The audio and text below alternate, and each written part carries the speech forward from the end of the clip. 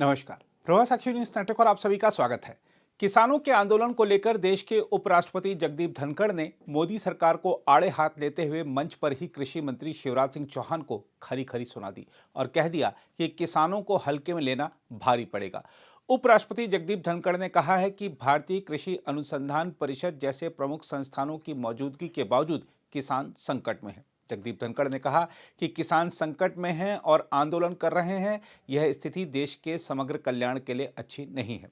जगदीप धनखड़ की बातें सुनकर शिवराज सिंह चौहान को समझ नहीं आ रहा था कि करें तो क्या करें। हम आपको बता दें कि उपराष्ट्रपति ने अपने धुआंधार भाषण में कहा कि किसान यदि आज के दिन आंदोलित हैं, उस आंदोलन का आकलन सीमित रूप से करना बहुत बड़ी गलतफहमी और भूल होगी।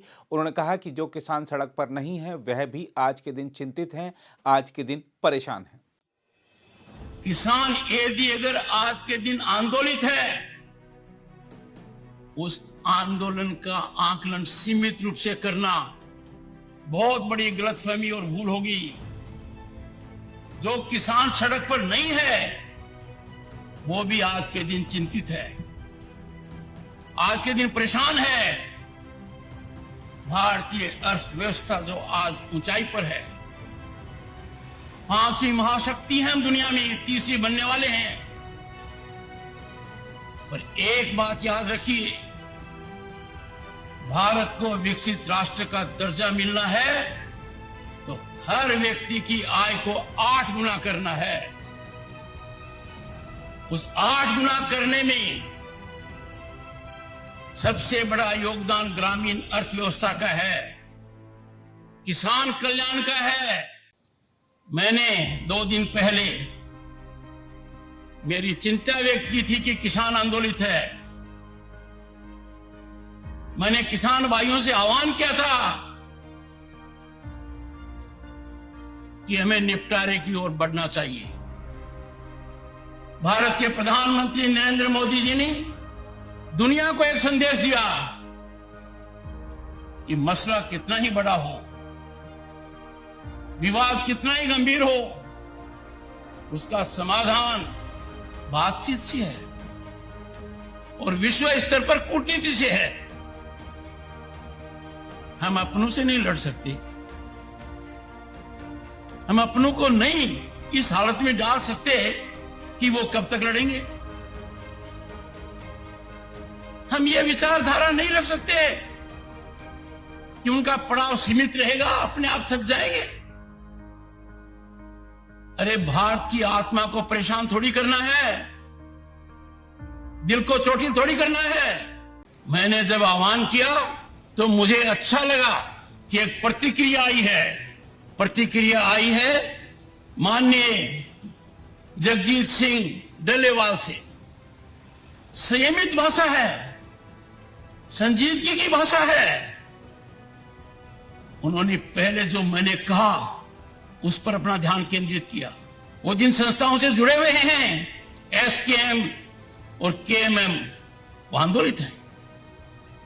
उन्होंने मेरी भावना को समझा और फिर माननीय कृषि मंत्री जी, उन्होंने कहा क्या है, उनका संदेश क्या है मेरे लिए। उनका संदेश है कि किसान के साथ जो वादा किया वो पूरा क्यों नहीं हुआ। आपके लिए चुनौती है, जब कोई भी सरकार वादा करती है और वो वादा किसान से जुड़ा हुआ है तो हमें कभी कोई कसर नहीं रखनी चाहिए।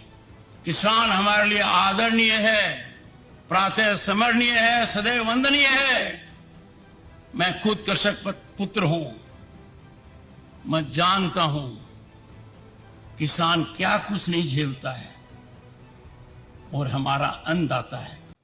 आज के दिन किसान का एक ही काम रख दिया, इतने सीमित दायरे में कर दिया। या आप खेत के अंदर अन्न पैदा करो,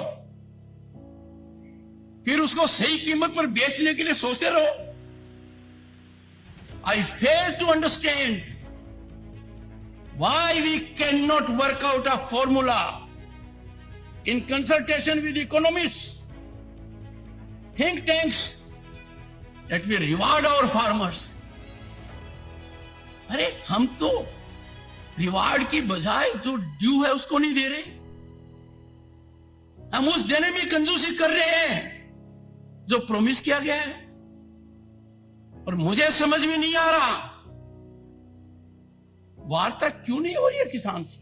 प्रधानमंत्री जी का दुनिया को संदेश है, जटिल समस्याओं का निराकरण वार्ता से होता है। किसान से वार्ता अविलंब होनी चाहिए और हमें सबको जानकारी होनी चाहिए कि क्या किसान से कोई वादा किया गया था। माननीय कृषि मंत्री जी, आपसे पहले जो कृषि मंत्री जी थे, क्या उन्होंने लिखित में कोई वादा किया था? यदि वादा किया था तो उसका क्या हुआ? मैंने बहुत अर्थशास्त्रियों से बात की है, गहन चिंतन किया है।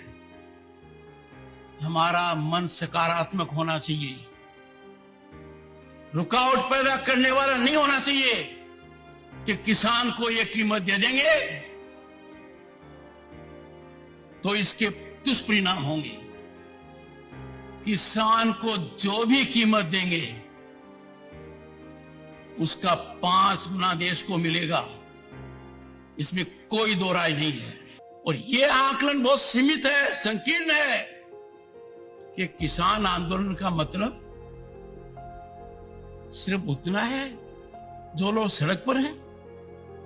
नहीं, किसान का बेटा आज अधिकारी है, किसान का बेटा सरकारी कर्मचारी है। अरे इस देश के अंदर लाल बहादुर शास्त्री जी ने क्यों कहा जय जवान जय किसान? उस जय किसान के साथ हमारा रवैया वैसा ही होना चाहिए तो लाल बहादुर शास्त्री की कल्पना थी। और उसके अंदर क्या जोड़ा गया? माननीय अटल बिहारी वाजपेयी ने जय जवान जय किसान जय अनुसंधान, और वर्तमान प्रधानमंत्री जी ने दूरदर्शिता दिखाते हुए इसको पराकाष्ठा पर ले गए। जय जवान जय किसान जय अनुसंधान जय विज्ञान। यह समय कष्टदायक है मेरे लिए, क्योंकि मैं राष्ट्र धर्म से ओतप्रोत हूं। पहली बार मैंने भारत को बदलते हुए देखा है। पहली बार मैं महसूस कर रहा हूं कि विकसित भारत हमारा सपना नहीं, लक्ष्य है। दुनिया में भारत कभी इतनी बुलंदी पर नहीं था। दुनिया में हमारी साख पहले कभी इतनी नहीं थी। भारत का प्रधानमंत्री आज विश्व के शीर्ष नेताओं में गिना जाता है। जब ऐसा हो रहा है तो मेरा किसान परेशान क्यों है, क्यों पीड़ित है? Why the farmer is stressed? ये बहुत गहराई का मुद्दा है। इसको हल्के में लेने का मतलब है we are not practical, our policy making is not in right track. कौन है वो लोग कहते हैं कि अपने किसान को उसके उत्पाद की उचित मूल्य दे देंगे? तो मुझे समझ में नहीं आता कोई पहाड़ गिरेगा। किसान अकेला है जो ऐसा है, he doesn't decide what he can decide।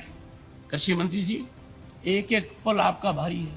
मेरे आपसे आग्रह है और भारत के संविधान के तहत दूसरे पद पर विराजमान व्यक्ति आपसे अनुरोध कर रहा है कि कृपया करके मुझे बताइए क्या किसान से वादा किया गया था, और वादा किया गया वादा क्यों नहीं निभाया गया, और वादा निभाने के लिए हम क्या कर रहे हैं। गत वर्ष भी आंदोलन था, इस वर्ष भी आंदोलन है। काल चक्कर घूम रहा है, हम कुछ कर नहीं रहे हैं। मानकर चलिए अपने रास्ता भटक गए हैं, हम उस रास्ते पर गए हैं जो खतरनाक है। और मेरी दृढ़ मान्यता है इसके समाधान की कुंजी प्रधानमंत्री जी दे चुके हैं कि वार्तालाप होना चाहिए। मुझे बड़ा अच्छा लगा जब माननीय जगजीत सिंह ने सार्वजनिक रूप से पहले तो संज्ञान लिया कि मैंने क्या कहा, और फिर उन्होंने तीन ही बातें कही। किसान को एमएसपी गारंटी कानून चाहिए।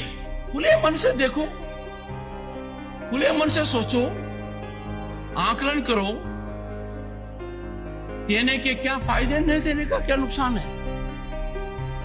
आप तुरंत पाओगे इसमें नुकसान ही नुकसान है। दूसरा, एग्रीकल्चर मिनिस्टर ने लिखित में जो वादा किया। वहीं इस अवसर पर केंद्रीय कृषि और किसान कल्याण और ग्रामीण विकास मंत्री शिवराज सिंह चौहान ने कहा कि भारत अपने किसानों के बिना एक समृद्ध देश नहीं बन सकता। उन्होंने कहा, एक गौरवशाली समृद्ध भारत का निर्माण किसानों के बिना नहीं हो सकता। आज भी कृषि भारत की अर्थव्यवस्था की रीढ़ है और किसान इसकी आत्मा है।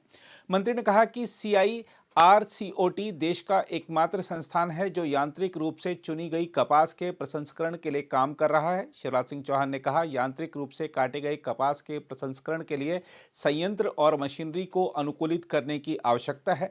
इसके लिए मुंबई एक प्रायोगिक संयंत्र की व्यवस्था करने को तैयार है। उन्होंने कहा, यह देखने के लिए आवश्यक व्यवस्था की जाएगी कि यह कपास जीनोम के लिए एक अंतर्राष्ट्रीय केंद्र कैसे बन सकता है।